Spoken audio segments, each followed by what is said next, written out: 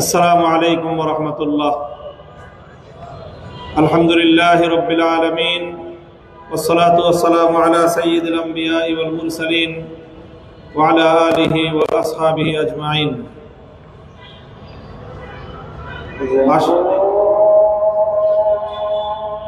সবাই বলুন আযানের পরে কথা বলবো।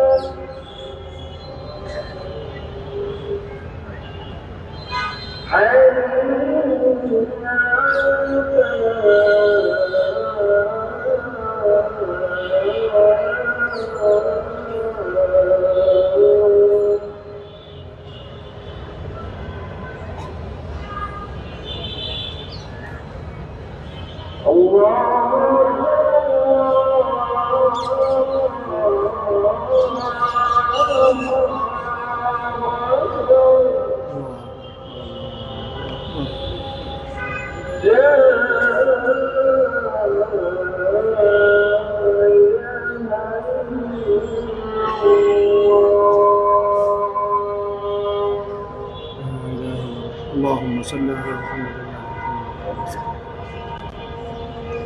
اللهم رب هذه الدعوة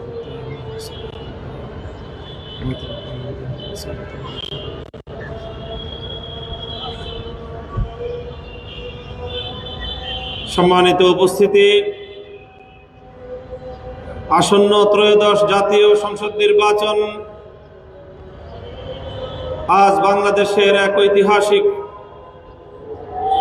সন্ধিক্ষণে, বাংলাদেশের একটি ইতিহাসের গুরুত্বপূর্ণ টার্নিং পয়েন্টকে সামনে রেখে এই নির্বাচন অনুষ্ঠিত হতে যাচ্ছে।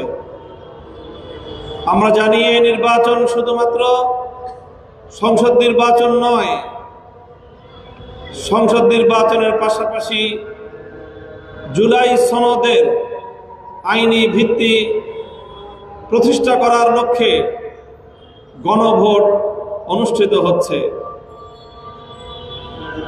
গণভোটটা কি, জুলাই সনদ কি এবং গণভোট আর জুলাই সনদের সাথে আসন্ন জাতীয় সংসদ নির্বাচনের সম্পর্কটা কি, সেটা আমাদেরকে ভালো করে বোঝা প্রয়োজন। আজ আমাদের এই মঞ্চে 1971-এর মহান মুক্তিযোদ্ধারা উপস্থিত আছেন। আজকের এই মঞ্চে 2024-এর জুলাই যোদ্ধা এবং জুলাই বিপ্লবে শাহাদাত বরণকারী বীর শহীদদের পরিবারের সদস্যরা রয়েছেন। আজকে বাংলাদেশ 1971-এর মহান মুক্তিযুদ্ধে যে ঐতিহাসিক বিজয় এবং স্বাধীনতা অর্জন করেছিল, দীর্ঘ 54 বছরেও স্বাধীনতার সুফল বাংলার মানুষের ঘরে তুলতে পারেনি। দীর্ঘ 54 বছরেও বৈষম্য দূর হয়নি। দীর্ঘ 54 বছরেও বাংলাদেশের মানুষ তাদের বিজয়ের ফসল ঘরে তুলতে পারেনি। দীর্ঘ 54 বছরেও জুলুম শোষণ মুক্ত একটি স্বাধীন একটি বাংলাদেশ গড়ে তুলতে পারা যায়নি। কায়েমি স্বার্থবাদী গোষ্ঠী তারা তাদের দলীয় স্বার্থ উদ্ধার করার জন্য, তাদের ব্যক্তিগত পার্থিব স্বার্থ উদ্ধার করার জন্য বরাবরের মতো বাংলার মানুষকে তারা জিম্মি করে রেখেছিল। আধিপত্যবাদের কাছে বাংলাদেশকে বন্ধক দিয়ে তারা তাদের রাজনীতি এবং তাদের পেট নীতিকে একাকার করে রেখেছিল। গোটা বাংলাদেশটা একটা বদ্ধভূমিতে পরিণত হয়েছিল। গোটা বাংলাদেশের মানুষকে এক জীবন্ত জিন্দানখানায় বন্দী করে বাংলাদেশকে আধিপত্যবাদী শক্তির কাছে ইজারা দেওয়ার ব্যবস্থা করা হয়েছিল। তার বিরুদ্ধে ফুঁসে উঠেছিল 2024-এর আমাদের ছাত্ররা, ফুঁসে উঠেছিল বাংলার তরুণ তামাল সন্তানেরা। 71-এর মুক্তিযুদ্ধের সেই কাঙ্ক্ষিত স্বাধীনতার ফসল ঘরে তুলবার জন্যই 2024-এর জুলাই বিপ্লব সংগঠিত হয়েছিল। সংগ্রামী সাথী ও বন্ধুগণ, দুর্ভাগ্যজনকভাবে আজকে আমরা লক্ষ্য করছি যে একটি মহল বাংলাদেশে ইতিপূর্বে যেমনি ভাবে 71-এর মুক্তিযুদ্ধকে ইসলামের মুখোমুখি দাঁড় করাবার পায়তারা চালিয়েছিল, সেই পরাজিত শক্তি আবার বাংলাদেশে 24-এর জুলাই বিপ্লবকে 71-এর মুখোমুখি দাঁড় করাবার চেষ্টা করছে। আমাদেরকে এই ষড়যন্ত্র ঐক্যবদ্ধভাবে রুখে দাঁড়াতে হবে। আর এই ষড়যন্ত্রকে মোকাবেলা করার জন্যই 24-এর বিপ্লবের অংশীজনেরা, দেশপ্রেমিক এবং ইসলামী শক্তি 10 দলীয় নির্বাচনে ঐক্য গঠন করেছে বাংলাদেশকে পাহারাদারি করবার জন্য, বাংলাদেশকে 47, 71 এবং 24-এর বিপ্লবের আকাঙ্ক্ষার ভিত্তিতে নতুন করে গড়ে তুলবার জন্য। আমরা অতীব দুঃখের সাথে লক্ষ্য করছি, অনেক মানুষ আজ বাংলাদেশে এমন এক রাজনীতির পথে চলেছে, উপর দিয়ে প্রকাশ্যভাবে তারা জুলাই সনদের পক্ষে, গণভোটে হায়ের পক্ষে ক্যাম্পেইন করে, আবার তলে তলে দেশব্যাপী দেখা যায় না ব্যালটে ভোট দেওয়ার জন্য তারা মানুষের কাছে কাছে গোপনে গোপনে মানুষকে তারা সংগঠিত করছে। আমার পরিষ্কার বক্তব্য, এমন দ্বিচারিতা এবং মুনাফিকি করে জাতিকে বিভক্ত করার চেষ্টা করা যাবে, কিন্তু আগামীর বাংলাদেশকে দবায় রাখা যাবে না ইনশাআল্লাহ।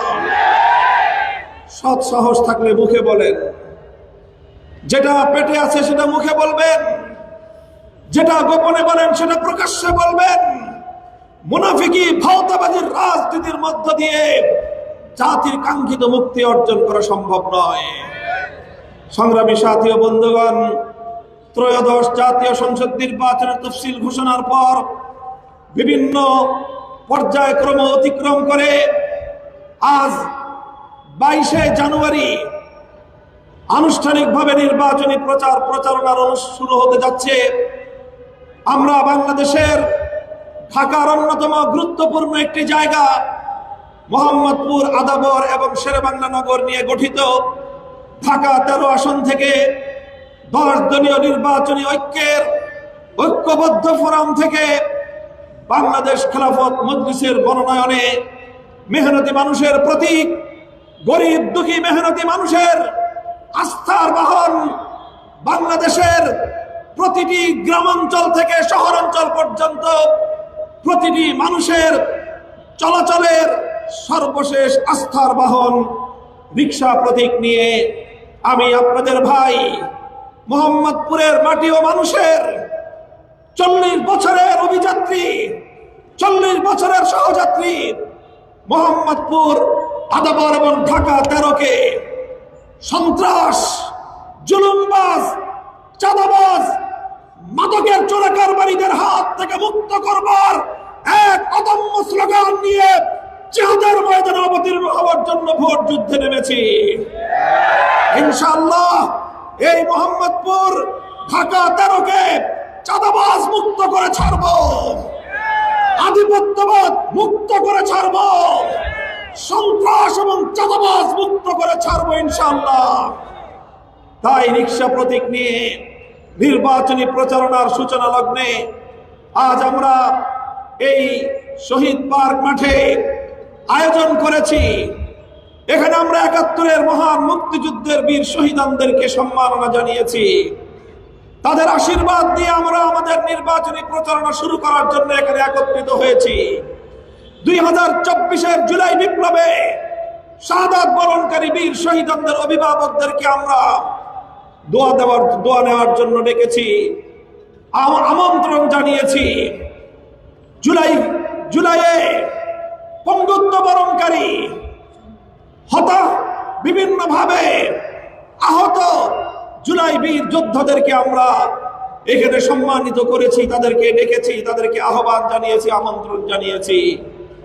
2013 সালের শাপলা চত্বরে ফাঁসিবাদের বিরুদ্ধে সর্বপ্রথম গর্জে ওঠা শাপলার বীর শহীদান পরিবারদেরকে আমরা এখানে আমন্ত্রণ জানিয়েছি। তাদের সকলকে নিয়ে ঐক্যবদ্ধভাবে আগামীর বাংলাদেশকে আমরা কিভাবে গড়তে চাই সেই ঘোষণা দেওয়ার জন্যই আজ আমরা এখানে একত্রিত হয়েছি। ইনশাআল্লাহ 10 দলীয় যে নির্বাচনী ঐক্য গঠিত হয়েছে, আর মোহাম্মদপুরে এসে ইসলামী আন্দোলন বাংলাদেশের পক্ষ থেকেও আমাদের সঙ্গে যেই সহমর্মিতা এবং ঐক্য ঘোষণা করা হয়েছে, তাই আজ মোহাম্মদপুরের মাটি, ঢাকা 13 আসনের মাটি, আদাবরের মাটি, শেরেবাংলা নগরের মাটি বাংলাদেশে অন্যতম আইকনিক ঐক্যের একটি রূপরেখায় পরিণত হয়েছে।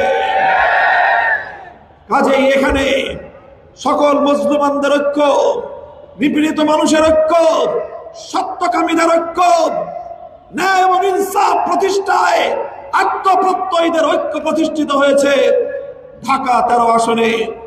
ইনশাআল্লাহ আমরা নির্বাচনী আচরণ বিধিকে পরিপূর্ণভাবে অনুসরণ করার মধ্য দিয়ে শান্তিপূর্ণ উপায়ে আমাদের নির্বাচনী প্রচারণা অভিযান পরিচালনা করব। প্রতিটি থানায়, ওয়ার্ডে, প্রতিটি মহল্লায় মহল্লায় রিকশা প্রতীক নিয়ে আমাদের নেতাকর্মী এবং ঢাকা 13 আসনের সম্মানিত নাগরিক এবং ভোটারগণ জনগণের দুয়ারে যাবে। 10 দলীয় নির্বাচনী ঐক্যের সকল দলের নেতাকর্মী, সকল দলের কর্মী সমর্থকরা রাজপথে আমরা ইস্পাত কঠিন ঐক্য গড়ে তুলে আগামীর বাংলাদেশকে আমরা ঐক্যবদ্ধ বাংলাদেশে পরিণত করবো ইনশাআল্লাহ। বিভেদের রাজনীতির দিন শেষ, আগামীর ঐক্যবদ্ধ বাংলাদেশ। যারা বাংলাদেশকে অতীতে বিভক্ত করে নিজেদের স্বার্থ উদ্ধার করার রাজনীতি করেছে, জুলাই বিপ্লবের মধ্য দিয়ে বাংলাদেশকে বিভক্ত করার রাজনীতি যেভাবে ব্যর্থ হয়েছে, 2026-এর 12 ফেব্রুয়ারি নির্বাচনের মধ্য দিয়ে বিভেদকামী নতুন ষড়যন্ত্রকারীরাও প্রত্যাখ্যাত হবে ইনশাআল্লাহ।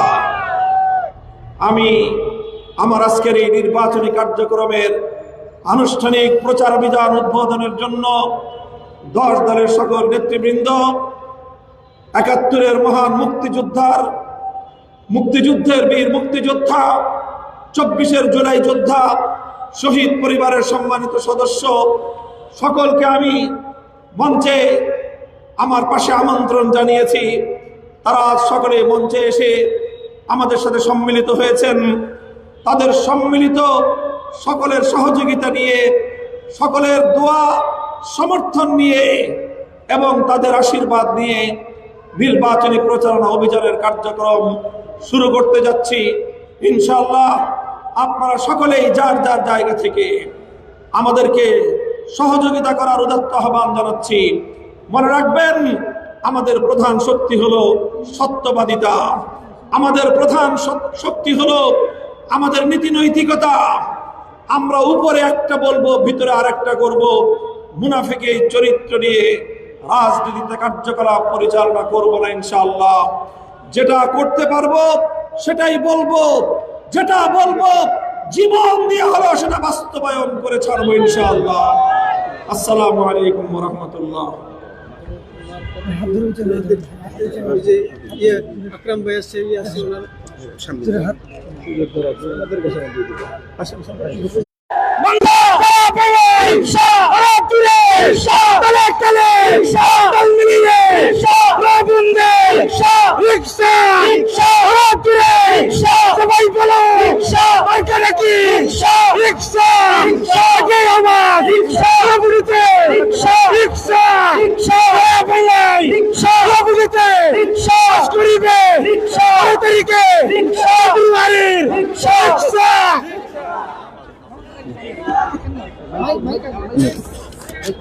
মজলিসের দোয়া পড়ে বলে দেন। নামাজের জামাত হয়ে গিয়েছে।